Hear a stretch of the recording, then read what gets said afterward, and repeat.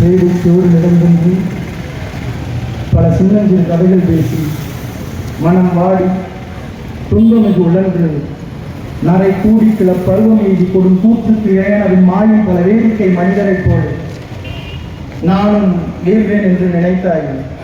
சொல்லடி சிவசக்தியனை சுடர்முகம் அறிவுரை மேம்படைத்தாய். வல்லமை தானாய் இந்த வாழ்ந்த பயண வாழ்வதற்கே என்று முண்டாசுகளின் வரிகள் தொட்டு இருந்தால் அவரேயும் தலைவன், இல்லையே அவனே என் இறைவன் என்று மேதகுவே பிரபாகரன் இருக்கும் திசை பார்த்து வணங்கி இந்த வகுப்பு சட்டத்தை அதை பத்தியே எல்லாரும் பேசிட்டு இருக்காங்க. நிறைய விஷயங்களை பேசிட்டாங்க. ஒரு கட்டமைப்பை இந்த பாஜக அரசு உருவாக்கிடுச்சு பாத்தீங்களா. எல்லாரும் சொல்லும் போது இந்தியாவிலேயே அதிக சொத்து வைத்திருப்பவன் இஸ்லாமியன் அப்படின்ற ஒரு கட்டமைப்பை இந்த பிஜேபி கொண்டு வந்துருச்சு. ஐயா அமைச்சர் கிரண் ரிஜிஜு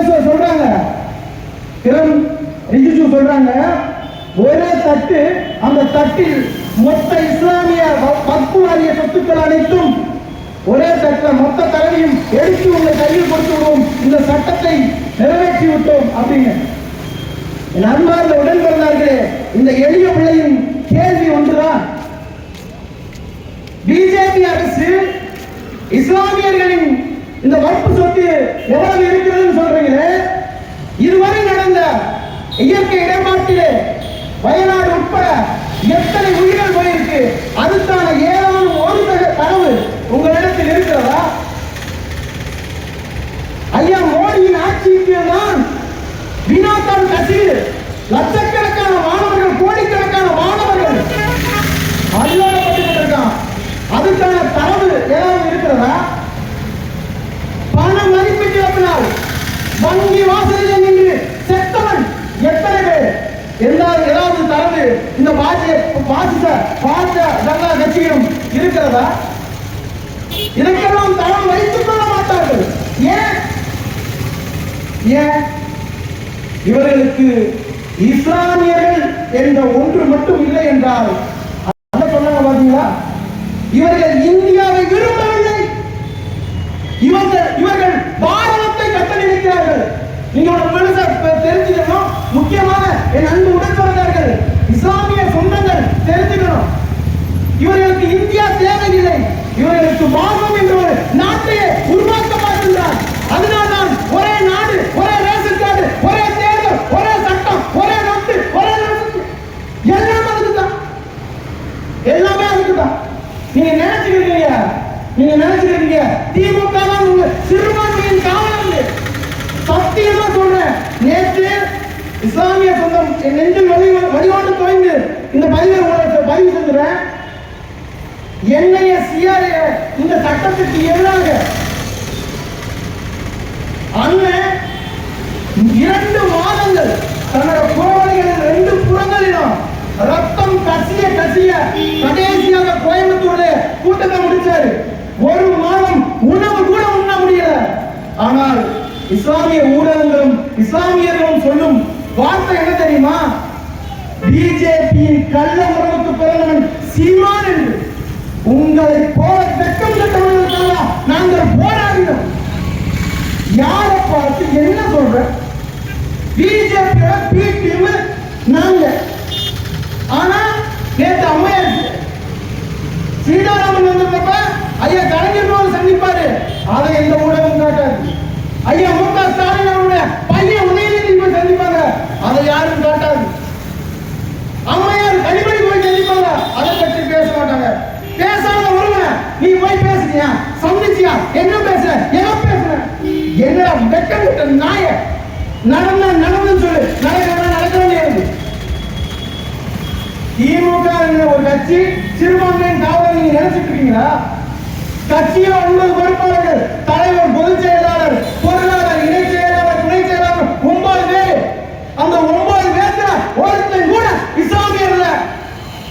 செயல் தலைவர்கள், செயலாளர், இணை செயலாளர், அமைப்பு செயலாளர் 4 பேர். அதுல ஒருத்தன் கூட இஸ்லாமியர் இல்ல. அமைப்பு நிதிக்குழு உறுப்பினர் என்று 171 பேர்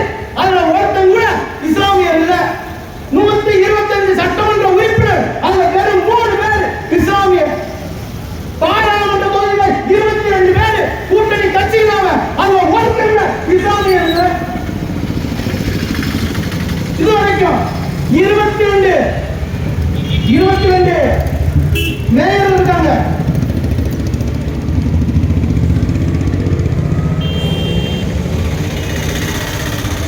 தமிழ்நாட்டுல 21 மேயர் இருக்காங்க. 21 மேயர், துணை மேயர் 42 பேர் இருக்காங்க. 42 பேர்ல ஒருத்தன் கூட இஸ்லாமியன் இல்ல. உங்களுக்கு தெரியுமா? இந்த 2 தேர்தல்கள் 2019 24 2 தேர்தல்கள் 42 பேர் திமுகவின் வேட்பாளர் பாராளுமன்றத்துக்கு ஒரு இஸ்லாமியன் கூட இல்ல. உங்களுக்கு தெரியுமா? ஏன்? ஆனால் ஒரே ஒரு அணிக்கு மட்டும் 75% பேர் இஸ்லாமியன் இருக்கான். ஏன்? சிறுபான்மை அணி இஸ்லாமியன் என்றால் சிறுபான்மை. 12 பேர்ல 9 பேர் இஸ்லாமியன், மன்னிக்கு 8 பேர் இஸ்லாமியன். அப்ப என்ன? இஸ்லாமியன் போட்டு போட கோஷம் போட இதுதான் இஸ்லாமியன். வேற எதுக்கு உங்களை பயன்படுத்துறான்? கட்டஞ்சட்டு போட்டு எல்லாமே சாதியா மதமா பிரித்து வரணும். எங்க ஐயா பழனிபாபா சொல்லி போடுறான், நீ ஜாதியாக மதமாக பிரிவதை உன்னை பிரிச்சு ஆளுநர் உனக்கு ஆளுநருக்கு ஒரு வாய்ப்பு தர மாட்டான், ஒரு வாய்ப்பு தர மாட்டான். நீ இதே நாடு நீ சொல்லிட்டு அதை உன்னை எவ்வளவு அடிக்கிறான், ஊருக்கு 8 ஜமாத்து 10 ஜமாத்து பிரிச்சு பறந்து போட்டான். இந்த வகுப்பு வாரிய சட்டம் இது சட்டம் இல்ல, வகுப்பு வாரிய ஒழிப்பு சட்டம். இதை நீ தெரிஞ்சுக்கணும். பிஜேபி அரசுக்கு ஒன்று சொல்லணும். நண்பர்கள் உறவுகளே, பிஜேபி அரசுக்கு கண்டனமாக ஒன்று சொல்லுகின்றோம். பாபர் மசூதியை இடிச்சுக்க அந்த தொகுதியிலிருந்து உங்களால் வெல்ல வைக்க முடியவில்லை. இப்போது இறையாண்மையான இந்த விஷயத்தை வகுப்பு வாரிய சட்டத்தை கையில் எடுக்கிறீர்கள். அடுத்து எத்தனை ஜன்மம் எடுத்தாலும் பிஜேபி இந்த மண்ணில் வளராமல் செய்வோம். என்ன விட கொண்டு பேசுறதுக்கு என் அன்பு தம்பி தென்னகம் விஷ்ணு இருக்கான். அவனுக்கு வழிவிட்டு